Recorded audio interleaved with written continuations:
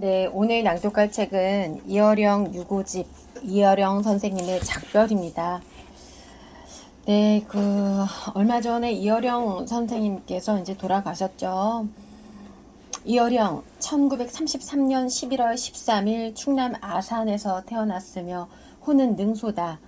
문학평론가이며 대한민국 예술원 회원으로 이화여대 교수, 신문사, 논설위원, 88올림픽 개폐회식 기획위원, 투대 문화부 장관, 새천년 준비위원장, 한중일 비교문화연구소 이사장 등을 역임했다.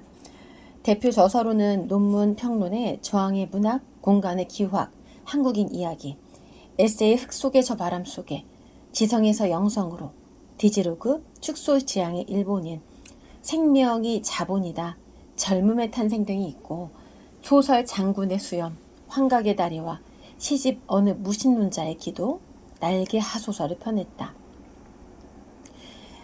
2021년 한국 문학 발전을 기여한 공로를 인정받아 문화예술 발전 유공자로 선정되어 금관문화 훈장을 수훈했다. 2022년 2월 26일에 별세했다. 네, 우리 이어령 선생님의 주옥 같은 글들이 정말 많이 있죠. 제 낭독해 보도록 할게요. 자, 첫 페이지는 이어령 선생님이 우리들에게 하고 싶은 마지막 인사말을 적어 두었습니다. 마지막 인사말. 오늘 나는 여러분과 함께 한 세상을 살아왔고 한 시대를 지내온 사람으로서 마지막 여러분과 헤어지는 인사말을 하려고 합니다. 누구나 다 떠나죠. 그러나 한 사람 한 사람의 기억 속에서 우리는 남이 아닙니다. 내가 모르는 사람들, 그분들이 나를 모른다 할지라도 우리는 같은 공기를 마시고 같은 땅에서 한 시대를 살아왔어요. 개인의 경험을 넘어서서 함께 나누어 생각나는 집합 기억이라는 것이 있고, 그리고 그 시대를 살아온 같이 마음을 나누었던 것들이 있습니다. 그 이야기들이 여러분과 헤어지는 인사말이 되고 내가 없는 이 땅에 태어날 미래의 생명들에게 전하는 그런 말이 되었으면 합니다. 이를테면 미래를 향한 작은 나의 유언과도 같은 것이죠. 사실 내가 없는 세상에도 역시 저녁이면 우리가 개밥바라기라고 불렀던 명성, 금성이 저녁 하늘에 뜰 겁니다. 그리고 그 금성이 동쪽으로 가서 샛별이 되고 그 샛별이 질 무렵에는 해가 뜰 겁니다. 그리고 우리가 매일 경험하는 것처럼 해 뜨기 전에 아마도 신문이 배달되겠죠. 내가 없는 세상에도 역시 이렇게 저녁에 별이 뜨고 아침에 해가 뜨고 늘 보는 뉴스가 전해지겠지만 그것은 어제의 그것과는 아주 다를 거라고 생각합니다. 내가 지나가던 길목에서 보던 놀이터에서도 여전히 그네를 타고 아이들이 웃음 짓는 소리가 들릴 겁니다. 그러나 그것은 어제의 웃음소리가 아닙니다. 내가 없는 세상에 전해지는 그 뉴스가 어제의 뉴스가 아니듯 그 별이 어제의 것이 아니듯 새로운 세상이 올 겁니다. 그렇게 생각하면 참 허망하죠. 여기까지구나 하는 생각이 들 겁니다. 그러나 절망하기에는 이릅니다. 나는 어렸을 때 여러분도 마찬가지겠지만 몽땅 연필로 처음 글 쓰는 법을 배웠습니다. 3살 때 배운 우리 한국말로 이 한국 땅에서 우리의 글자를 배우고 그것을 죽는 날까지 써왔습니다. 말과 글에 담긴 나의 생각과 마음은 나 혼자만의 것이 아닙니다. 여러분과 함께 생각해온 그 모든 기억이 그 말과 그 속에 담겨 있습니다. 어떤 세월도 어떤 공간도 우리가 남기는 이 말과 글의 의미를 멸망시킬 수는 없습니다. 훌륭한 사원이라 할지라도 기둥은 무너집니다. 아무리 큰 도시를 만들어도 폼페이처럼 그것은 사라질 수 있습니다. 그러나 모든 것이 사라져도 몇천 년 전의 그 한국말, 몇만 년 전의 우리 한국말, 그리고 세종대왕께서 창제해 주신 그 한글로 쓰인 글들은 결코 이 세상에서 사라지지 않습니다. 이것이 여러분과 헤어지면서도 나에게는 마지막 이란이 되는, 내 마음속에 희망이 되는, 내가 없는 세상에도 내가 남길 것이 있다는 것을 느끼게 되는 이유입니다. 잘 아시죠? DNA라는 것이 있습니다. 모든 한국인이 가지고 있는 유인자, 유전인자 속에는 DNA라고 하는 화학 성분들이 있습니다. 화학 기본 물질이죠. 보통 AGCT라고 그래요. 서양에서 온 화학 용어이기 때문에 굉장히 낯섭니다. 우리 몸 안에 있는 몇만 년 동안 우리 세포 속에 기록된 하나의 암호 같은 것입니다. A의 아데닌, G의 구아닌, C의 시토닌, T의 티민, 이 네 것이 서로 얽히고서 나선형으로 꼬여가면서 이렇게 저렇게 조합되면서 백과사전 수만 건에 이르는 어마어마한 양의 정보가 우리 몸속에 기억됩니다.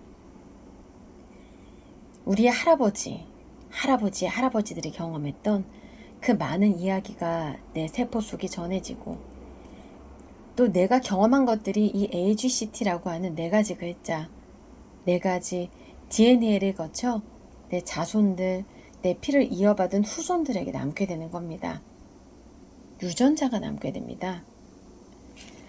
우리가 세상을 떠나도 떠나지 않는 남겨진 AGCT가 서로 짝을 이루면서 만들어낸 이야기들은 후세 인간이 존재하는 한 계속 됩니다.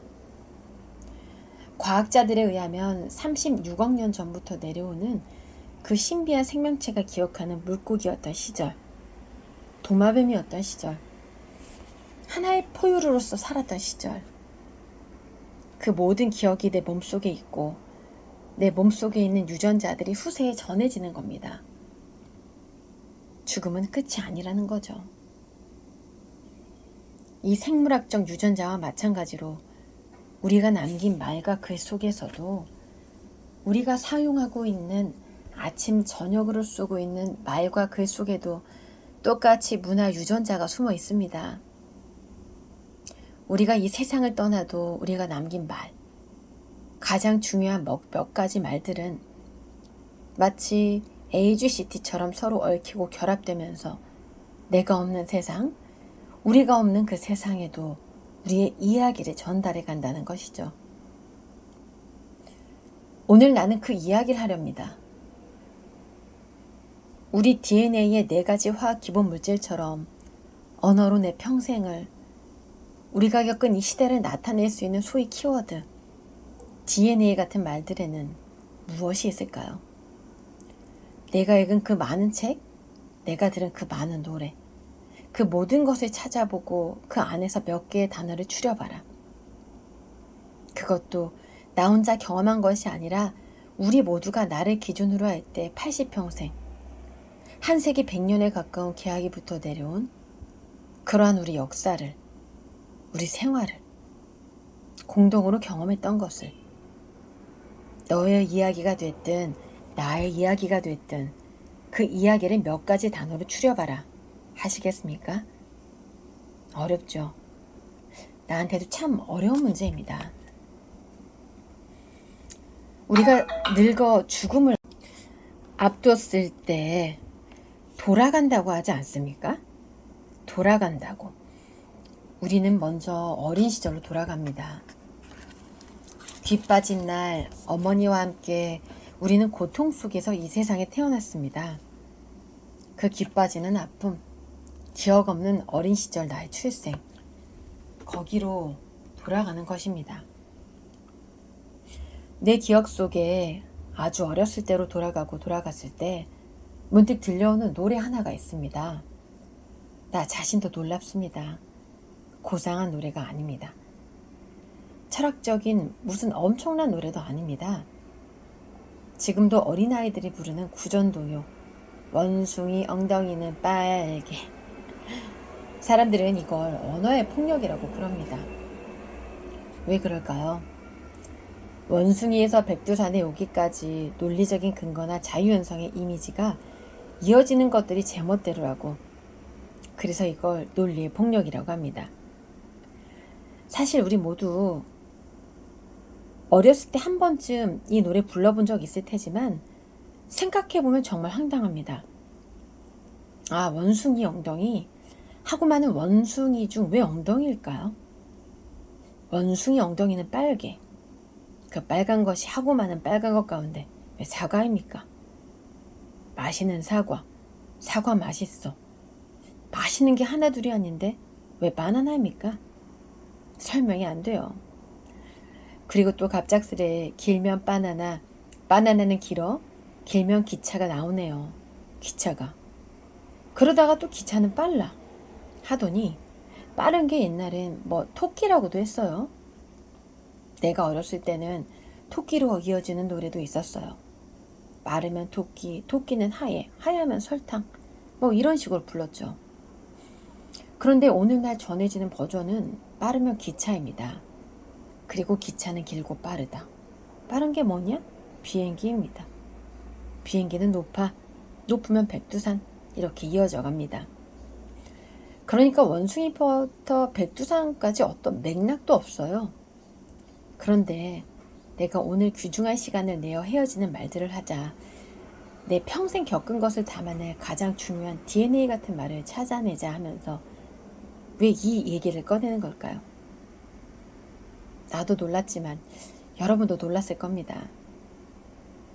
이것은 집합지, 한 사람의 머리에서 나온 것이 아니라, 그것도 똑똑하다는 사람들이 만든 것이 아니라 어린아이들, 천사에 가까운 어린아이들이 상상력에서 고르고 골라낸 것입니다. 개화기 때부터 오늘날까지 이어져 온 것을 설명하라고 했을 때 이 노래처럼 정확하게 한국의 역사, 개화기부터 오늘까지 살아온 우리 세계를 이렇게 짧은 몇 가지 말로 요약할 수 있는 게 없어요.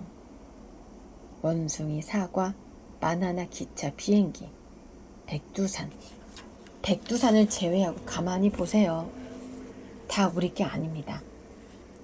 중국 문헌 등 모든 문헌을 보면 한국에는 원숭이가 없었다고 그래요. 중국에는 원숭이가 많습니다. 일본은 거의 뭐 원숭이 세상이죠. 지금도 그렇고 옛날에도 그렇고 일본 하면 원숭이입니다. 한중일 이렇게 가까운 나라임에도 불구하고 우리 한국인들이 접하고 들은 거는 12지에 나오는 띠. 너 무슨 띠야? 하고 물었을 때, 아, 신. 자축인묘 신유술에 할 때 신, 납신, 원숭이띠야 라고 하는 그 원숭이 뿐입니다. 삼국지에 나오는 원숭이, 이런 이야기만 들었지 실제로 원숭이를 본 경우는 거의 없습니다. 1909년 일본 사람들이 창경궁에 처음으로 동물원을 만들고 그때 거기다가 원숭이를 넣었어요. 일본 영화에서 만들어진 거죠. 그러면 여러분 한번 생각해 보세요. 우리 실록에는 한 100여 개가 나오는데 그게 다 외국에서 진상품으로 원숭이를 보냈다는 외교관들, 외교 사절단이 줬다는 겁니다. 그렇기 때문에 원숭이를 우리가 실제로 보고 느낀 것은 1909년입니다. 네, 저는 오늘 우리 이어령 선생님의 유고집 작별의 앞부분을 낭독을 해보았는데요. 우리나라의 그 말과 글을 너무나 사랑하셨던 분, 이어령 선생님이셨어요.